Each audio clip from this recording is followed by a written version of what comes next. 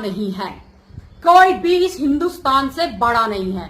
कोई रावण, कोई चंद्रशेखर देश से बड़ा नहीं है। यूं तू सुन ले कान खोल के।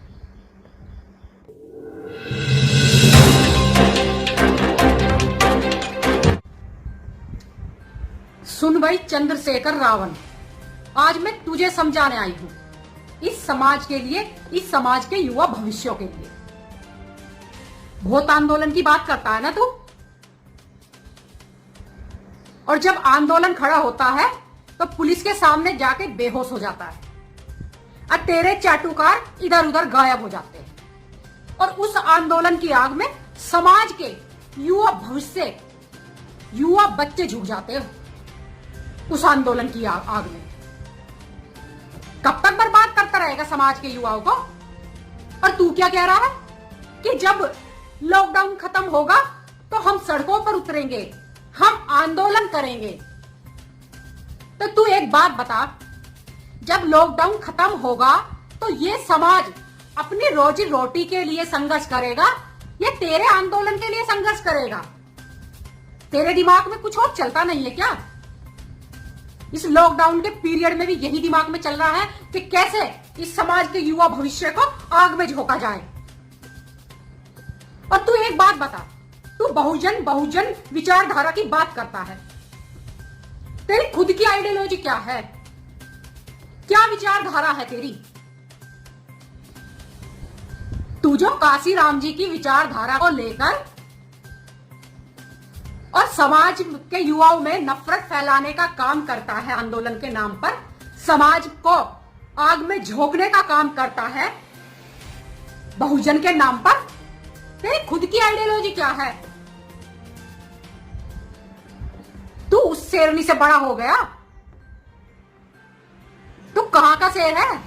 क्या उस शेरनी से बड़ा हो गया तू, जिस बहुजन के रथ को वो चला रही है? और ये मूंछें ऐंठने से ना कोई शेर नहीं बन जाता। बहुत मूंछें ऐंठता है ना तू क्या बहुजन समाज का जो रथ चल रहा है उसके पहिए रोकने आया है? और कौन पाल रहा है तुझे, ये बता तू। ये समाज तुझे समझाने का काम नहीं कर रहा, और तूने ये सोच लिया समाज तो समझा ही नहीं रहा मुझे, तो कोई और भी मुंह नहीं खोलेगा। तो सुन, आज तेरी बहन आ गई है तुझे समझाने, और जब जब तू इस समाज को मिसगाइड करेगा ना, तेरे सामने खड़ी हो जाऊंगी तुझे समझाने के लिए। समाज की तरक्की सब समाज से मिलकर होगी, लेकिन तू क्या डाल रहा है इनके दिमाग में? आंदोलन, ताकि ये तेरा भविष्य संवार दे और अपना भविष्य अंधकार में कर ले, और इसी समाज पे नक्सलवादी होने का ठप्पा लग जाए, जैसा मुस्लिमों पे लगा हुआ है ना आतंकवादी होने का ठप्पा।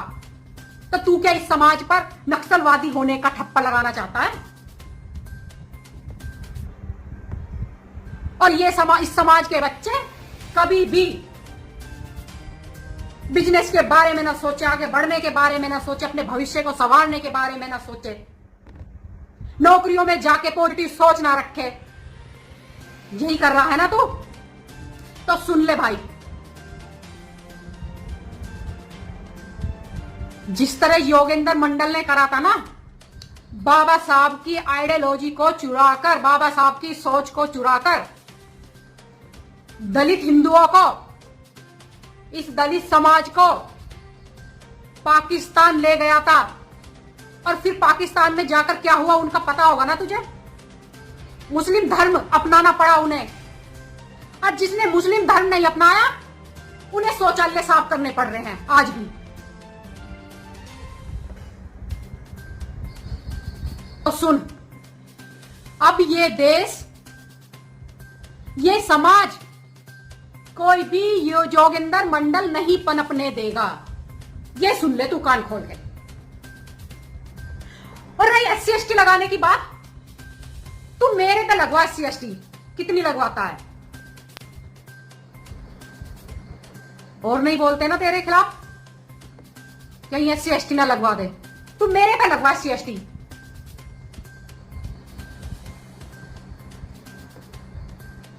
मैं देखती हूँ कितनी SC ST लगवाता है तू मेरे पे। अरे जिस बाबा साहब की तू बात करता है ना, जिस बाबा साहब की बात करता है, उन बाबा साहब की बुद्धि चाणक्य बुद्धि थी। तभी तो आज भारतीय संविधान के निर्माता वो कहला रहे हैं। जहां सब लोग उनका विरोध करने पर खड़े थे, वहीं भारतीय संविधान उनके हाथ में सौंप दिया गया, फूल मालाएं डाल दी गई उनके गलों में। तो सोच कितनी चाणक्य बुद्धि के हुए होंगे। और कौन से महापुरुष हुए हैं हमारे, जिन्होंने समाज को कत्लेआम करवाने का काम किया है। तेरी समझ में नहीं आता। कोई साहस नहीं कर रहा ना तेरे सामने बोलने का, मैं कर रही हूं। और तुझे राजनीति करनी है तो आधुनिक युग की राजनीति करना। कैसे होएगी समाज की तरक्की? तुझे पता है बाबा साहब ने पूरे आजीवन अछूतों को, दलित हिंदुओं को अधिकार दिलाने में अपना समय खपा दिया, लगे रहे आजीवन समाज सेवा करने में, और अपनी पार्टी, अपना राजनीतिक नेतृत्व को नहीं स्थापित कर पाए। पता है ना?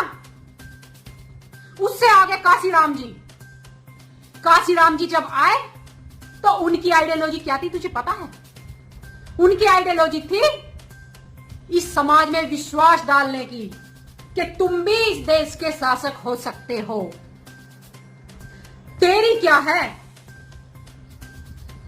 तू जो शीशा पिघलाने वाली बात करता है, कान में शीशा पिघला के डाला जाता था सुधरो के, या डाला जा रहा है। एक तू हांडी और झाड़ू की जो बात करता है, कौन सी सदी में जी रहा है तू? उसी सदी में जी रहा है कि उसी सदी से आया है? वही सुधरो वाले इतिहास से आया है क्या? उसी सदी में जी रहा है ना तू? अरे 21वीं सदी में जी। और एक बात सुन ले, कोई भी इस भारत देश से बड़ा नहीं है, कोई भी इस हिंदुस्तान से बड़ा नहीं है, कोई रावण, कोई चंद्रशेखर देश से बड़ा नहीं है। यूं तू सुन ले कान खोल के।